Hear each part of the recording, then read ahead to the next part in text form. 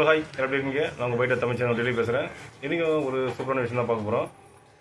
ஒரு வண்டி அடிச்சதுன்னா என்னென்ன பிரச்சனை தான் பார்க்க போகிறோம். இது ஒரு BS6 மாடலு. இந்தமாரி ஹோண்டா வண்டிக்கெலாம் BS6 இப்போ ஃபியூல் பம்பு வந்து வெளியிலே இருக்கும். ஓகேங்களா? அதனால் பம்பு நம்ம மாற்ற வேண்டாம். இதில் இருக்க ஃபில்டர் மாற்றினாவே வண்டி ஓகே ஆகிடும். அந்த ஃபில்டர் நம்ம எப்படி கழட்டி மாட்டம் தான் வீடியோவில் காமிக்கிறோம் உங்களுக்கு. இது ரொம்ப சிம்பிளாக காமிச்சிருப்பேன். இப்போ உங்கள் வண்டியில் BS6 உங்கள் ஃப்ரெண்டு வண்டியில் BS6 வண்டி இருக்கும்போது நீங்கள் ஒரு ஐடியா கொடுக்கலாம். ஓகேங்களா? அதுக்காக அந்த வீடியோ வந்து ஸ்கிப் பண்ணாமல் பாருங்கள். அப்போ தான் உங்களுக்கு தெரியும். இந்த வீடியோ நிறைய குறைகள் தான் கண்டிப்பாக நான் கமெண்ட் பண்ணுங்கள், ரிப்ளை பண்ணுறேன். அதுக்கு முன்னாடி நம்ம சேனல் சப்ஸ்கிரைப் பண்ணாதவங்க மறக்காமல் சப்ஸ்கிரைப் பண்ணுங்கள். இப்போ அவங்க வீடியோ பார்க்கலாம். ஹலோ ஹாய், நம்ம இன்றைக்கி பார்க்க போகிறது ஒரு ரன்னிங் பிளாக் தான், வண்டி அடைக்க தான் பார்க்க போகிறோம்.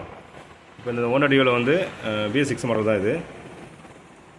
இந்த BS6 மாடல் வச்சுருக்கவங்கள கண்டிப்பாக இல்லாதவங்களும் கண்டிப்பாக பாருங்கள். ஏன்னா இந்த மாதிரி பிரச்சனை வரும்போது உங்கள் வண்டியில் உங்கள் ஃப்ரெண்டு வண்டியில் பிரச்சனை வரும்போது கண்டிப்பாக நீங்கள் பார்க்கலாம். கண்டிப்பாக இந்தமாதிரி வண்டியை அடைச்சாலே கண்டிப்பாக இதெல்லாம் நம்ம செக் பண்ணோம். ப்ளக், ஏர் ஃபில்டர் இதெல்லாம் பண்ணி கூட திருப்பி வண்டி அடைக்குதுன்னா இதில் ஒரு ஃபில்டர் ஒன்று வரும். ஓகேங்களா? இல்லை, இந்த டேங்கு கீழே பம்ப் இருக்குல்ல, இந்த பம்பில் ஒரு ஃபில்டர் ஒன்று இருக்கும். அந்த ஃபில்டர் மாத்திரா தான் இது கண்டிப்பாக கிடைக்கும். இது குறைஞ்சபட்சம் ஒரு 20,000 கிலோமீட்டர் ஒரு வாட்டி நம்ம மாற்றிடணும். இது ஆல்மோஸ்ட் எவ்வளோ ஓடி இது பாருங்கள் வண்டியில்.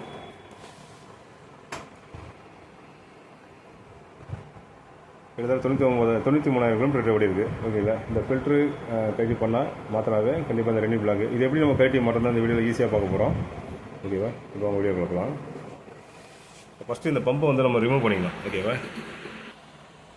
ஃபஸ்ட்டு இந்த பம்புக்கு ஒரு லைன் இருக்குது, இன்ஜெக்ட் லைன், அதை நம்ம எடுத்துடணும்.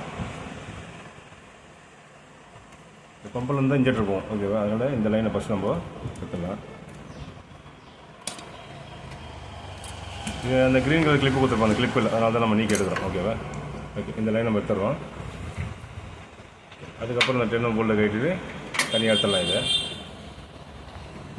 இது 10 நம்பர் போல்டு இருக்கும். இந்த கடுமை கண்டிப்பாக பெட்ரோல் நிறைய இருக்கும், ஊற்றும். ஓகேங்களா? அதனால் கொஞ்சம் வேஸ்ட்டாக தான் ஆகும் பெட்ரோல். ஓகேவா?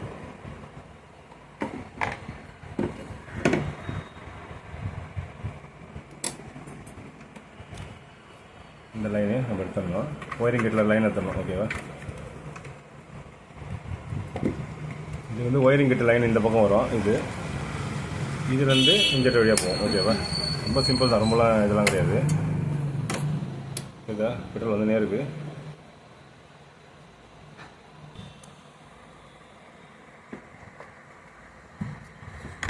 இந்த கிளிப்பு தனியாக எடுத்துட்டு இப்போ இதுக்குன்னு தனியாக ஒரு கிளிப் ஒன்று இருக்குது. இந்த பெட்ரோல் வந்து நம்ம இது லீக் பண்ணாமல் இருக்கிறதுக்கு. அது இல்லாத பட்சத்தில் நம்ம என்ன பண்ணணுமோ தான் காமிக்கிறேன் உங்களுக்கு. கேட்டும்போது சேஃபாக கேட்டுங்க. இந்த இது லாக் உடையாத மாதிரி கேட்டுங்க. உடஞ்சிச்சுன்னா கண்டிப்பாக நம்ம பம்பு செட்டாக தான் மாற்றணும். ஓகேவா? செட்டாக தான் மாற்றினா ரேட் அதிகமாக போய்டும். இங்கேயே பெட்ரோல் மாற்றுறது ஈஸியாக இருக்கும், ஆனால் பொறுமையாக கட்டி ஈஸியாக பண்ணலாம். அதேமாதிரி டியூபும் டேமேஜ் இல்லாமல் கரெக்டாக கட்டணும்.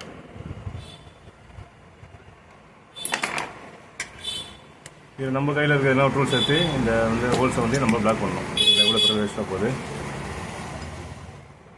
அது என்ன பண்ணோம், இந்த ஸ்பார்க் பிளக் வந்து எடுத்து க்ளோஸ் பண்ணிடலாம். ஓகேவா?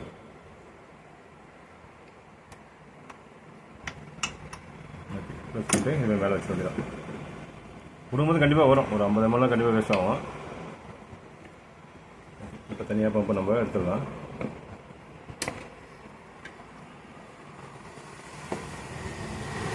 இதுக்கு அந்த லாக் இருந்தால் அந்த டியூப்பில் வந்து லாக்கை நம்ம போட்டுட்டு அதுக்கப்புறம் விடுனா கூட கண்டிப்பாக கொஞ்சம் பெட்ரோல் இருக்கும். ஓகேங்களா? பெட்ரோல் கொஞ்சம் வரும் அதில். அதேமாரி இந்த பழுப்பு கட்டும்போது இதுலேயும் ஒரு ஸ்பார்க் பிளக் போட்டு நம்ம மாட்டிக்கிட்டோம். பார்த்து பிடுங்கும்போது கண்ணுங்களில் பட்டுற போது உசாராக பண்ணுங்க. ஏன்னா பட்டம் ப்ரெஷர் தான் அடிக்கும். பம்பு வெளியில் இருந்தாவே இந்தமாரி தான் பிரச்சனை கிடையாது. இது கரெக்டாக சேஃபாக கட்டணும். இப்போ ஹீரோ பொறுத்த வரைக்கும் பம்பு எல்லாமே டேங்க் உள்ளே இருக்கும். நிறைய வண்டியில் பார்த்தீங்கன்னா அதுக்கு இந்த ஃபில்டர்லாம் வராது. இதெல்லாம் பிரச்சனைனா கண்டிப்பாக செட்டாக தான் மாற்றி ஆகணும். ஓகேவா? அதனால் இது நல்ல விஷயம் தான் இதுவும், ஏன்னா பம்பு வெளில கொடுக்குறது. ஓகேவா? இதை நம்ம கட்டிட்டு அழகாக ஃபில்டர் மாற்றினாவே கண்டிப்பாக இந்த ரன்னிங் பிளாக்கு இந்த பிரச்சனை வராது, பக்காவாக இருக்கும். மாட்டும் போது அதேமாதிரி சேமாக மாட்டணும். இந்த பம்புலேயே மொத்தம் 3 ஃபில்ட்ரு வரும்.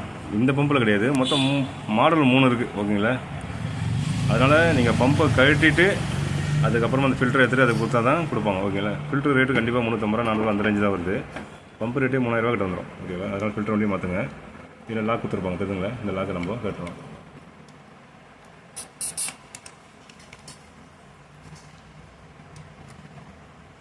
மற்ற லாக்கெலாம் உடையாத மாதிரி கரெக்டாக கட்டணும். கீழே ஓகே, இது கரெக்டாக உடையாத கட்டுங்க. ஓகேவா?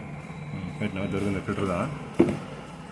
இதில் எதுவுமே பண்ண தேவையில்ல. ஓகே, லைட்டாக க்ளீன் பண்ண போகிறோம். ஆனால் இந்த ஃபில்ட்ரு தான் கண்டிப்பாக நம்ம மாற்றணும்.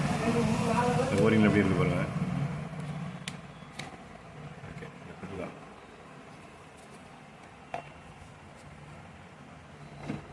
இது கொஞ்சம் டஸ்ட் இருந்தாவே கண்டிப்பாக வண்டி ரன்னிங் பிளாக் ஆகும். ஓகேவா?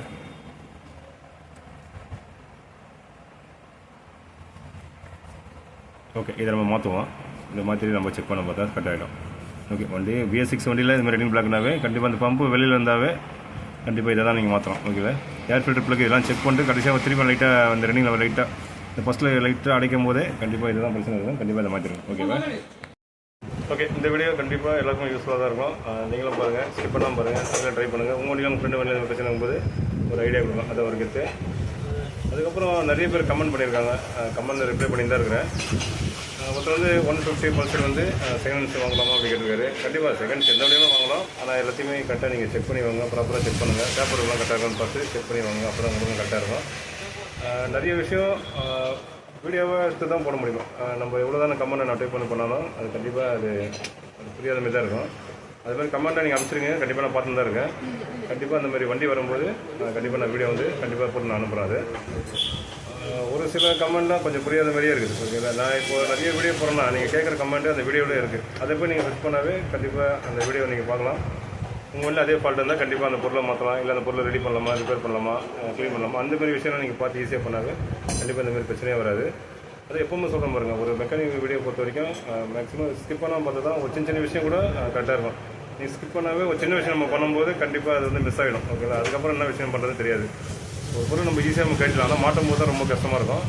வீடியோ ஸ்கிப் பண்ணாமல் பண்ணால் தான் உங்களுக்கு கட்டும் போதும் கரெக்டாக இருக்கும். மாட்டும் போது ஒரு ஸ்டெப் பை ஸ்டெப்பாக நீங்கள் கரெக்டாக மாட்டலாம். அது முக்கியமான இன்னொன்று சொல்கிறேன், கரெக்டான டூல்ஸ். இதில் கரெக்டான டூல்ஸ் நீங்கள் வாங்கினாவே எந்த ஒரு பிரச்சனையும் வராது.